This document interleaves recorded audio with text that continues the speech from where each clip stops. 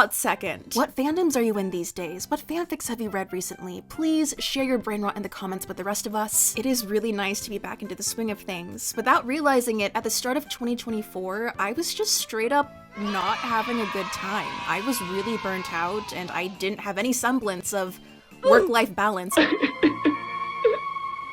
Stop crying, it won't do any good. And anyway, you have a lot of work to do, starting right now. I was online 24/7. All these ideas and projects I was working on were piling up, but I could not figure out why I was feeling so all the time. You're mentally ill! It eventually got to the point where it was like, okay, your brain is not working anymore. You need to unplug, rinse that out, take a breather, and just get away for a bit. So I did. I cut myself off from social media for a couple weeks, went on vacation with some college friends, got sick afterwards, and by the time everything was done, a month and a half went by. And at the beginning, it was so hard because I could not disconnect myself from that work mindset of there's so much happening in the fandom sphere that I'm not privy to, I'm not talking about. I'm letting people down. I feel guilty because people watch my stuff to feel happy and learn about fandom things and keep up with fandom things, and I'm not doing that. Yeah, not the most conductive mindset to be in for creativity, that's for sure. In the end, the break worked wonders. I was able to slap some sense into myself, let go of that guilt, and allow myself to relax, feel like me again, scrape away all that stress skunk, and now we are back in business with new energy, new ideas, and a lot of new videos coming your way. Yeah, that backlog of videos that I was working on at the beginning of the year, you're getting it a few months late, but better late than never, along with some other stuff I've been working on for the past couple of weeks, which I'm really excited to show y'all. We're talking Has-Been Hotel, we're talking Avatar: The Last Airbender shipping wars, we're talking fandom baby names and fanfiction bookbinding drama, because that's a big rabbit hole. Homestuck just celebrated its 15th anniversary. How did AO3 get banned in China? An Omegaverse anime is currently airing, and there's an Omegaverse Thai TV drama that finished recently, both of which I'll be watching for you guys. And who am I kidding? For me as well. More entering the blank fandom-like videos. By the way, if you have suggestions for those, then let me know. Italia flashbacks, discussing canon versus headcanon and fanon. All of this and more is coming your way in the next few weeks. I am so stoked to be back on the horse and sharing all things fandom with you again. Oh yeah, something else new. I'm currently trying out these side swoopy bangs because my baby hair was growing out a bit weird. I like it. I like the change in look, but I'm not sure if I want to keep it indefinitely. Thoughts? Now, while I was away from the current fandom happenings, like the trending, hype, ongoing stuff, that doesn't mean that I was away from fandom entirely. I mean, Jesus, imagine if I just cut everything out cold turkey. I love being a part of the fandoms I'm active in right now so much. I really enjoy scrolling through, seeing what everybody's up to, looking at all the fan art and fanfics and fanworks in general. But I realized right before deciding to take my break that I was feeling exhausted in those fandoms. The constant stream of things coming in, the tips, the wear and tear was getting to me, and I wasn't feeling as excited or enjoying it as much, and I was getting a bit bored. So not only do I gotta juggle mental and work burnout, I gotta juggle fan burnout too?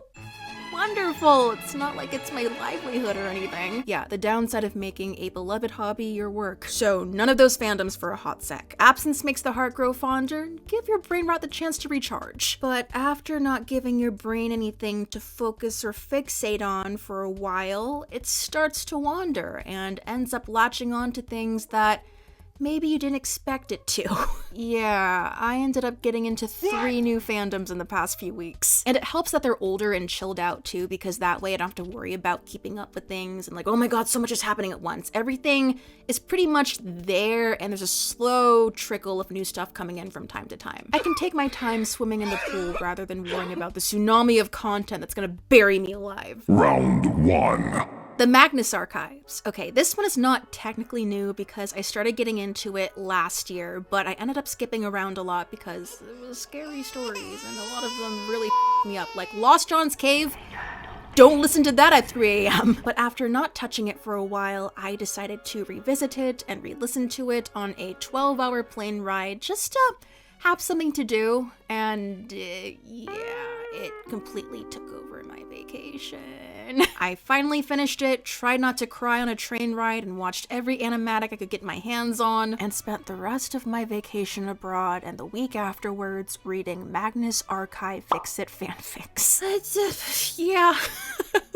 Some some of them got really long, guys. Like, I managed to finish a 200k word fic in a day, and I was like a zombie at the end of it. Y'all are gonna razz me so hard for this, and I deserve it, but I got really into a ship called Dorkey, which is between Gerard Key, a dead goth supernatural expert, and Michael, the embodiment of lies, deceit, and madness, who also takes the form of a door where if you enter it, you get lost in a labyrinth of ugly hallways until you die. The brain really went with that one.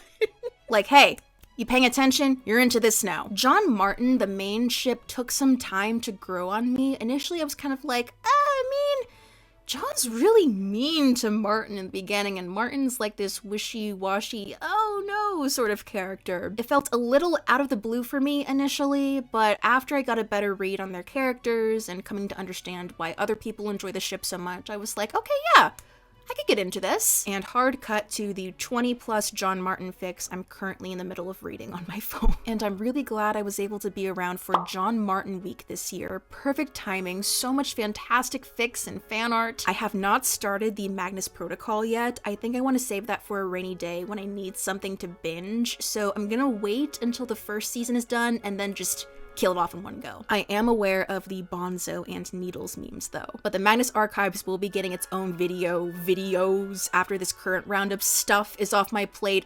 I need to talk about it. Round 2. Yeah, so this one is not technically new for me either, because I did dabble in The Hobbit and The Lord of the Rings fandoms when the Hobbit movies were first coming out, but I wasn't in it for very long, or very deeply for that matter. And so, when I was taking a break from listening to the Magnus Archives, guess what movies were available on the flight? I watched the Hobbit movies, and my brain was like, hey, remember Thilbo, Back in Shield, that ship that everyone was obsessed with back in like 2013, 2014, that you never really got into? Let's get into that now, 10 years late. So I had a Thilbo binge, and I know it's called Bag and Shield as well, but I think Thilbo sounds funnier, so I'm gonna keep calling it Thilbo. Again with the fix-it fix. I don't know why I decided to go nom nom to two pieces of media that I liked previously but wasn't super duper into, both of which have a lot of tragedy. Me strolling in years late to the Hobbit and Magnus Archives fandoms like, I heard you have tragic gay ships. I do like Thandriel and the Bowmen as well, so if you have fic recs for those two, then share them with me, please. Round 3. The last fandom I became obsessed with recently is completely new to me. I've never been in it before, and it doesn't have to do with what I'm about to show you, but it's related. I got gifted this collection of Lore Olympus, and I heard mixed things about the actual webcomic. I read it when it was first coming out in 2018, but didn't get super far in it, and I'm excited to see how it is. I've heard it's akin to Twilight or like Wattpad-esque stories, so that's where my expectations are. And as I was looking more into Lore Olympus stuff, I got into the Greek mythology fiction side of the internet, which includes Percy Jackson, and I came across a lot of stuff for Hades, the video game. Now, I've heard of Hades before. It got Game of the Year in 2021, I want to say. It was really big during the pandemic. Saw some banger cosplays and fan art for it. I was familiar with most of the characters, but I decided to sit down and watch some gameplay of it, and then get the game myself and play it on my Switch. Oh, I love this idiot so much! Yeah, it's good. The game is good, the fandom's great, so many talented artists, and I've seen so many zine projects come out of it, but I just wish there was more fanfic. I feel so spoiled. Most of my fandoms have like 20k plus fics at a minimum, and having that sliced down, I haven't been in that territory in a long time. Dionysus, Thanatos, Megara? Have you ever wanted to eat someone's voice? And those are my newest fixations. Woo! Since spending more time in those new fandoms, or like new fandoms, I've been able to revisit some of my other ones that I took a break from and haven't been feeling that burnout. Danmei was a big one. Like, I adore Danmei so much, but at a certain point it felt like I was like trying to shovel more and more pancakes in my mouth, and I was like, I can't eat any more pancakes, man. But after not eating pancakes for a while, it's like, oh yeah, I can enjoy pancakes again. Wang Xian, it hasn't been 13 years, but I came back for you. And again, I'm doing okay. There's a lot I'm looking forward to. I'm going to a Renaissance fair soon, the first one I've been to since I was like 12, so that's exciting. But yeah, that was pretty much everything I wanted to talk about for this catch-up video. So thank you again for being so patient with me through this break and my figuring stuff out.